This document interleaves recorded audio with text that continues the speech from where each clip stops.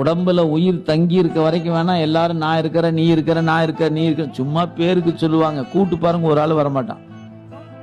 ஏதாவது ஆபத்து காலத்துல ஒரு போன் அடிங்க, ஏ மாப்பிள்ள சிக்கிக்கிண்டா கொஞ்சம் வாடான்னு கூட்டு வரேன், ஏ கொஞ்சம் முன்னாடி சொல்லியிருந்தா பரவாயில்ல, நான் வேற இங்க போயிட்டேனேடா அங்க போயிட்டேனேம்மா. அப்புறமேல கடைசியில கடவுளே என்னை காப்பாத்தியாரு அப்ப கூப்பிடும் கடவுளை.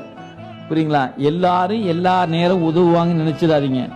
மனிதன் உதவுகிற உதவுதல் என்பது தெரிகிற மாதிரியே இருக்கும், உதவ மாட்டான். கடவுள் உதவாத தெரியாத மாதிரியே இருப்பார், ஆனா உதவுதல் அவன் தான் முன்னாடி நிற்பான். தோன்றா துணையா இருந்தனன் தன் அடியோங்களுக்கே. நீங்க நன்றாக இருக்கிற காலத்தில் அவனை நல்லா நினைச்சிட்டு இருந்தீங்கன்னா நமக்கு எந்த நேரத்துல உதவி தேவையோ அந்த நேரம் வந்து உதவிக்கு வந்துடுவான். ஏன் யாரோ அனுப்பிச்சிடுவான், இப்போ என்னுடைய அன்பன் துன்பத்துக்கு போய் உதவி பண்ணு போன்னு அனுப்பிச்சிடுவான். நீங்க வேண்டான்னா கூட அவர் விட மாட்டாருங்க.